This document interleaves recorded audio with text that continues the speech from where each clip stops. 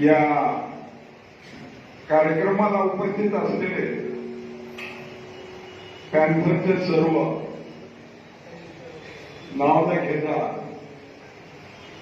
सर्व पदाधिकारी,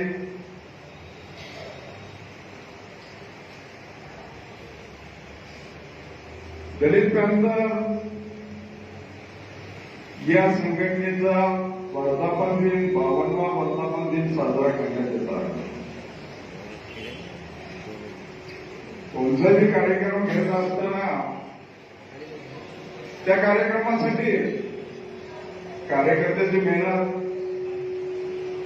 आणि त्या कार्यक्रमाला खर्च पण लागतो आणि त्या पद्धतीने कार्यकर्ते संघटनेच्या माध्यमातून काम करत असताना, मेहनत करत असताना आर्थिक मदत सुद्धा कार्यकर्त्याची कार्यक्रमाला झाली पाहिजे. त्या माध्यमातून कार्यक्रमाला विशेष महत्व येतं. वर्धापन दिनानिमित्त 52 बोलत असताना 1972ला दलित पॅन्थरची स्थापना करण्यात आली. तसेच या 11 जुलै 1997ला या घाटकोपर या ठिकाणी बाबासाहेबांच्या नावासाठी बाबासाहेबांच्या पुतळ्याची विटंबना झाली होती. त्यावेळेस 11 भीमसैनिकांना गोळ्या घालून मारण्यात आलं होतं. त्या शहीदांना या ठिकाणी मी विनम्र अभिवादन करतो. तसेच या पॅन्थरच्या वर्धापन दिनानिमित्त बोलत असताना, सांगत असताना या देशामध्ये क्रांती तलवारीच्या जोरावर सम्राट अशोकाची क्रांती असेल, 1 जानेवारी 1811ची क्रांती असेल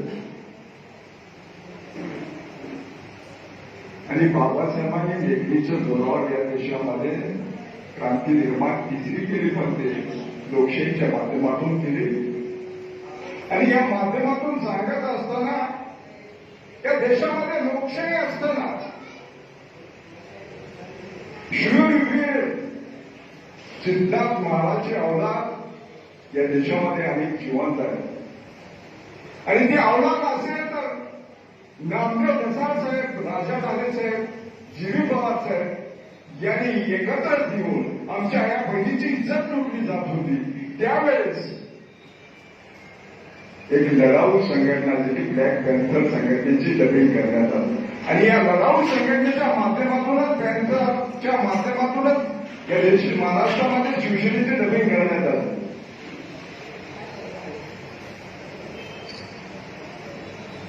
ज्या पद्धतीने भीमाकोटा गावचा इतिहास आणि या ठिकाणी नामदेव ढसाळ असतील यांनी ज्या आमच्या बहिणीच्या इज्जतीसाठी अल्पसंख्याक असतील, ओबीसी असतील, गरिबावर अन्याय अत्याचार होत असेल त्यावेळेस दलित पॅन्थरने जे क्रांती निर्माण केली आणि आम्हाला स्वाभिमानानं जगण्याचं जीवन या ठिकाणी दिलं.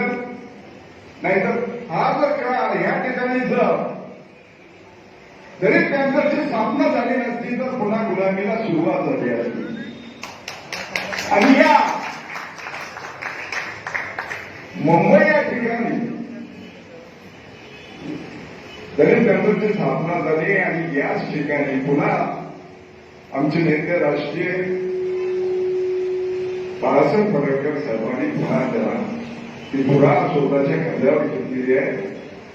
आणि या माध्यमातून सांगत असताना आपण रस्त्यावरून अन्याय अत्याचाराच्या विरोधात लढत असतो, अन्याय अत्याचाराच्या विरोधात लढत असताना न्याय मागत असतो, त्याला आपल्याला सत्तेची जोड देणं गरजेचं आहे.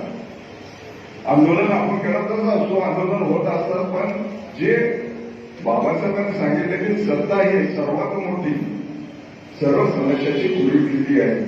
आणि जोपर्यंत सत्ता आपण स्थापन करत नाही, आपले जे हेवे नावे असतील, आता या ठिकाणी बाळासाहेब आंबेडकरांच्या माध्यमातून आशेत केलं नव्हतं सत्तेमध्ये वाटा मिळेल, सत्तेमध्ये परिवर्तन होईल, पण ते पूर्णपणे मावळलेले राहतं.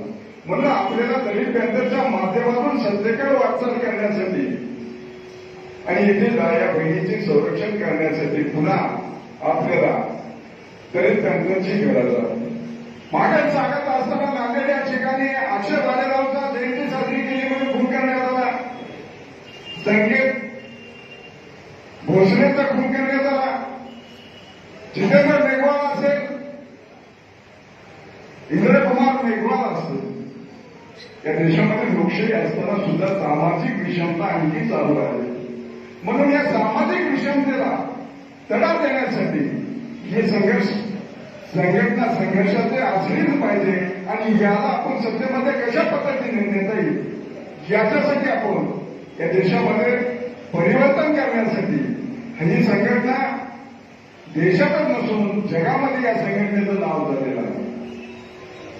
आज सांगत असताना राजकीय सत्तेकडे वाटचाल करत असताना आपल्याचे काही लोक असतील जे की इतर पक्षात असतील, भाजपमध्ये असतील, काँग्रेसमध्ये असतील आणि त्या माध्यमातून समाजाचा जर उद्धार करत असतील तर ते लोक आपले आणि समाजाचा जर स्वतःच्या स्वार्थासाठी समाजाची गद्दारी करत असतील, समाजाच्या अन्याय अत्याचारामध्ये सहभागी होत नसतील, साडी आणि मागणीमध्ये व्यस्त असतील तर ते लोक आपले नाहीत. म्हणून आपल्याला राजकीय सत्ता याच्याकडे वाटचाल करण्यासाठी आपण प्रयत्न करणं गरजेचं आहे. त्या माध्यमातून सांगत असताना या देशामध्ये मुस्लिम असेल, या देशामध्ये हिंदू असतील, ओबीसी असतील, अल्पसंख्याक असतील, तसेच बौद्ध सुद्धा असतील, हे आपल्या माणसाला मतदान करत नाही. आणि ज्यावेळेस या देशामध्ये लोकशाही येऊन सुद्धा 75 वर्ष होऊन सुद्धा या देशामध्ये जातीवाद आणखी नष्ट झाला नाही, सामाजिक विषमता नष्ट झाली नाही, त्याच्यासाठी आपल्याला स्वतंत्र मतदारसंघाची मागणी पॅंथरच्या माध्यमातून करणं गरजेचं आहे की आपण स्वतंत्र मतदारसंघ जे की जेवढ्या राखीव जागा आहेत देशामध्ये, जेवढ्या त्या राखीव जागा आहेत त्या राखीव जागा या ठिकाणी स्वतंत्र मतदारसंघ करण्यात यावा. त्यावेळेस आपल्या येथील सर्व स्वाभिमानी पॅंथरचा भीमसैनिक असेल, स्वाभिमानी चळवळीचा कार्यकर्ता असेल, त्यावेळेस या ठिकाणी आपल्याला न्याय देऊ शकेल आणि समाजाचा सामाजिक आर्थिक उन्नती होऊ शकते. याशिवाय आपला पर्याय होणार नाही. आणि समाजामध्ये सांगत असताना बाबासाहेबांनी शिखर संघर्ष करा, संघटित व्हा हा मंत्र दिल्यानंतर आपण आपला संघर्ष करत बसायचं नाही. जर आपल्या समाजाचं काम करत असेल कुणी कोणत्या पक्षात राहून, ते समाजाचा उद्धार आणि आपल्या स्वतःचं चांगलं कशा पद्धतीनं होतं याच्यासाठी आपण प्रयत्न करणं गरजेचं आहे. जर आपण एखादा कार्यकर्ता दुसऱ्या पक्षाकडून आपल्याकडे वंचन करत आहे, विरोध आपण त्या माध्यमातून करत बसण्यापेक्षा आपण एक संघ राहून एकत्रित येऊन आपल्याचा संघर्ष दूर करून एक व्यापक अशा पद्धतीचा आपल्यात एकता निर्माण झाली पाहिजे. जोपर्यंत आपल्यात एकता निर्माण होत नाही तोपर्यंत आपल्या कोणत्याही संघटनेला महत्व येणार नाही. म्हणून या देशामध्ये, या महाराष्ट्रामध्ये सांगत असताना जे की युवकाला रोजगाराचं देणं गरजेचं आहे सरकार, पण सरकार विविध योजना आणते त्याच्यामध्ये जे लोकांची दिशाभूल केली जाते. आज आपले विद्यार्थी मागासवर्गीय ओबीसी अल्पसंख्याक विद्यार्थी तिथे शिकून बेकार आहेत आणि त्यांना नोकऱ्या दिल्या जात नाही. लाडली बहिणी म्हणून 1,500 दिले जाते, सुशिक्षित बेकार भत्ता दिला जात नाही. आणि आपल्यासाठी काँग्रेस काय भाजप काय एकाच नाण्याच्या 2 बाजू आहे. आपल्या समाजाचं आपल्यासाठी कसं होत असेल त्या ठिकाणी आपण एकत्रित येऊन आपल्या समाजाचा आणि येथील ओबीसी अल्पसंख्याक समाजासाठी आपण उठाव करणं गरजेचं आहे. या ठिकाणी शहीद झालेले लोक ज्यावेळेस झाले त्यावेळेस भाजपचं सरकार होतं. मनोहर कदम आणि त्यानंतर भीमा कोरेगाव या ठिकाणी मनोहर भिडे एकाच नावाच्या व्यक्तीने ज्यावेळेस नामांतर 94ला झालं 94 झाल्यानंतर हा विषय प्रांताचा नष्ट झाला असं समजण्यात आलं. पुन्हा सत्तेत येण्यासाठी त्यांनी 1997 या ठिकाणी आमच्या भावाच्या गोळीबार करून 10 लोक मारले, बरेच लोक जखमी झाले आणि त्यानंतर भीमा कोरेगाव सुद्धा याच लोकांनी केलं. मग या सर्व राजकीय पुढाऱ्याचे, काँग्रेस असेल, राष्ट्रवादी असतील, यांचे आपण स्वतः आपल्याचा फायदा न करता आपल्या संघटना मजबूत करून आणि आपल्या समाजाचा आणि आपला कसा उद्धार होईल या ठिकाणी आपण त्या माध्यमातून प्रयत्न करू. आणि या देशाचं संविधान आपल्या बाप्पाचं आहे म्हणून त्याचा सन्मान करतो.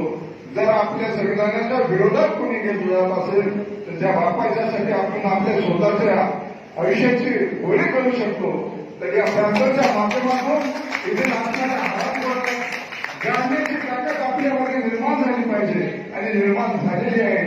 मी या ठिकाणी आमचे नेते तसे बरेच जण बोलणार आहेत, जास्त न बोलता या ठिकाणी 52व्या वर्धापनात येथे सर्व भीमसेनी सैनिकांना मी शुभेच्छा देतो आणि या ठिकाणी थांबतो. धन्यवाद बनसोडे साहेब, खूप महत्वाची मुद्दे आपण घेतलेले आहेत. यानंतर रमाताई आहे.